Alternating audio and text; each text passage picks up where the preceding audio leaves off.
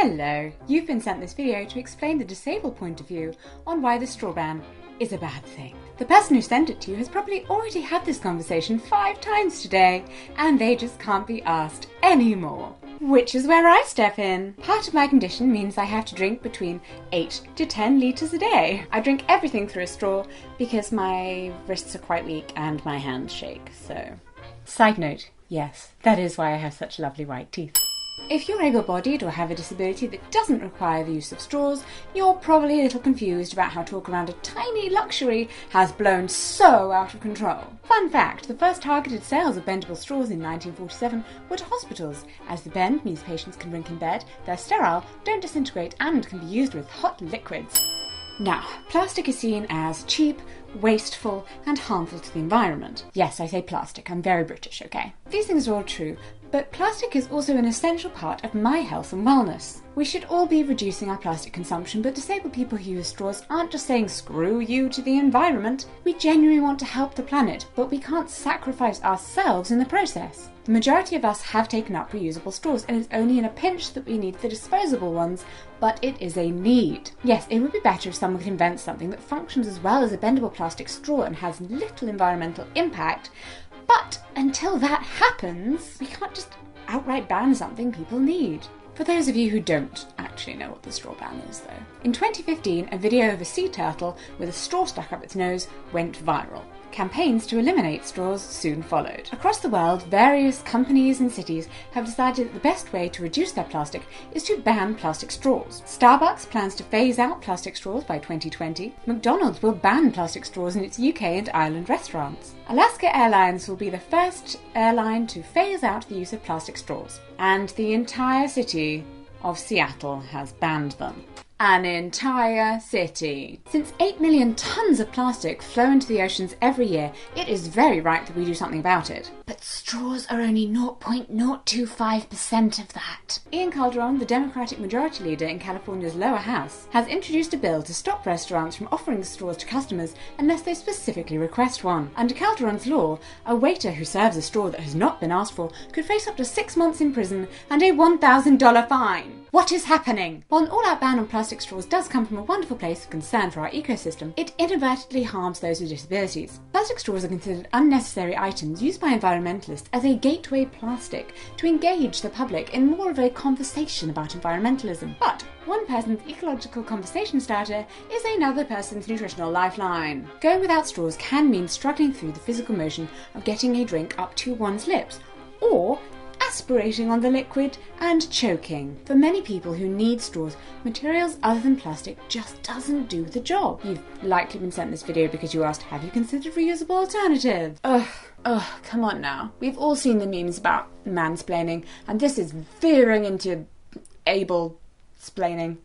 That's a thing. So here's why the alternatives don't work for everyone in handy graph form. Metal. It's an allergy risk for one thing.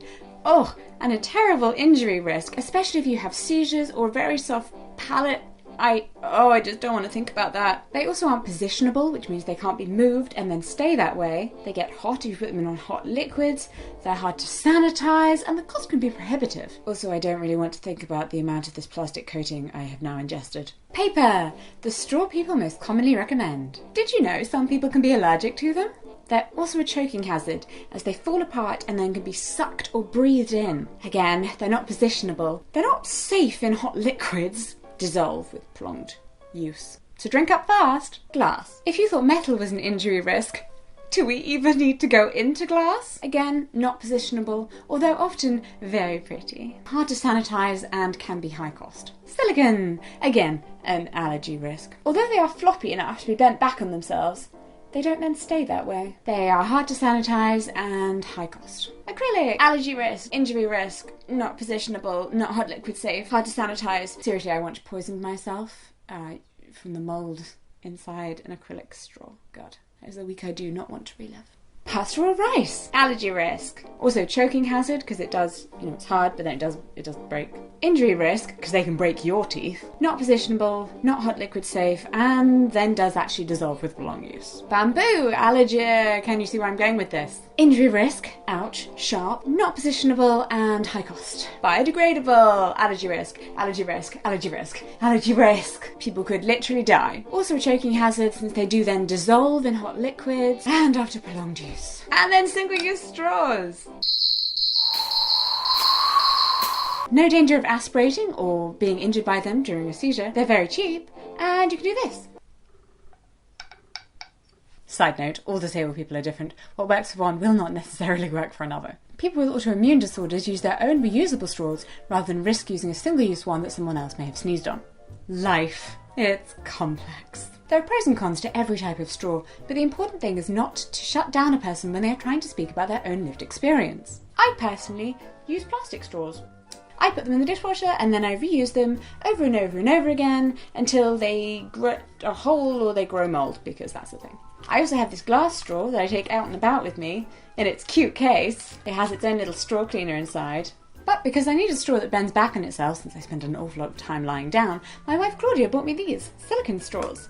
So they bend back on themselves, which is great when you're on the floor, but they don't then stay that way. They also have a really weird in-mouth feel. But look, you can tie it in a knot and then put it in your handbag. And they go in the dishwasher, because I am a very privileged disabled person who has a dishwasher and an able-bodied wife who can clean things if I ask her to.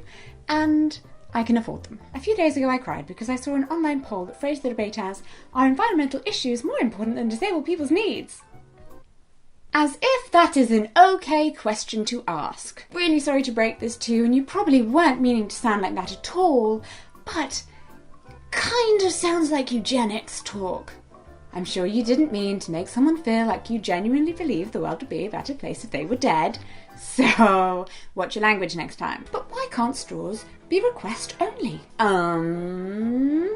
The ban in Seattle comes with an exception for people with disabilities, where restaurants can provide straws when needed for medical reasons. But that's actually just optional. The restaurant can just shrug in your face and say no if they want. And even if the restaurant do provide straws for disabled people, that means that the person has to prove their medical need and out themselves as disabled, possibly discuss their upsetting medical condition while on a night out with friends. Yay! Oh, and even then, they can still say no. You just don't look disabled enough. Can't disabled people just bring their own? This puts the burden of accessibility on an already overburdened group of people. I can barely remember to take my phone and money when I leave the house, and even though I rely on straws, I can't always remember to put them in my bag. My God, I cannot describe the horrid feeling when I am out somewhere, and I'm desperate for a drink, and then I get my drink, and oh, I have no straws.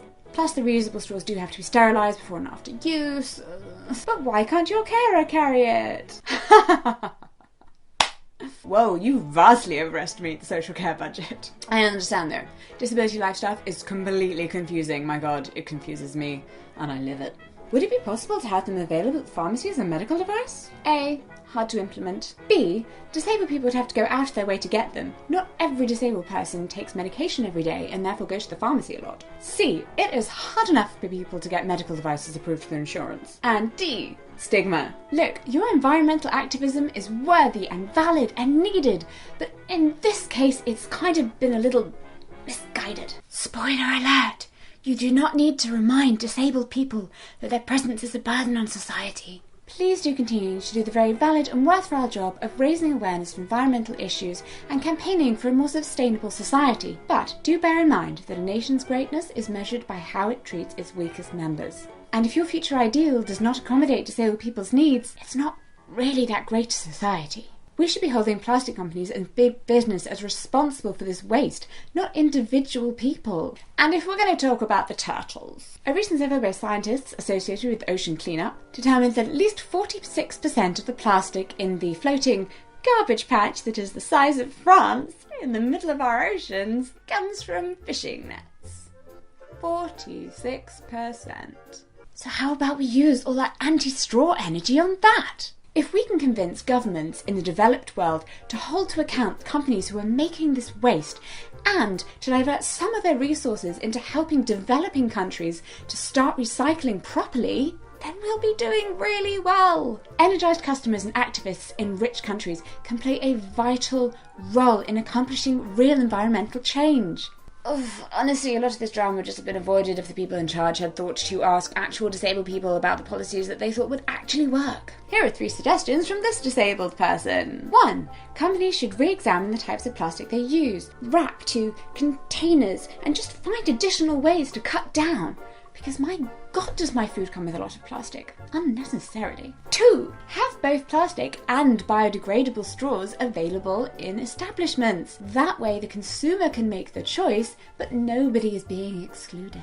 3. Make recycling easier and more accessible. Make sure that those recycling companies are actually doing their job and sorting stuff out, not just putting it on a bus and then shipping it to another country where some poor child has to search through recycling because for some reason our local council doesn't think that we can sort through recycling because we're dumb. Lord, the world has enough accessibility issues without adding new ones. There are just plenty of more impactful ways to help the environment that does not hurt disabled people. People want to blame our environmental problems on other everyday people. But it's actually big business to blame. Yes, disabled people want to be treated like everyone else, but they cannot live like everyone else if their accessibility needs are not met. There are thousands of other single-use plastics to target that have acceptable replacements and don't function as accessibility items in the same way. I mean, I love party balloons. But do I need party balloons? Focusing on straws is not substantive, it is performative.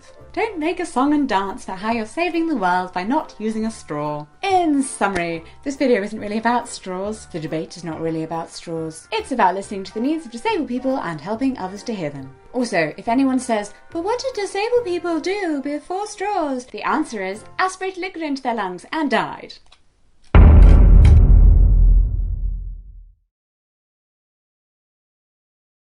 And finally, if you do use single-use straws, please be mindful of disposal. The best way to protect wildlife is to cut them right down the middle before you throw them into the bin. Thank you.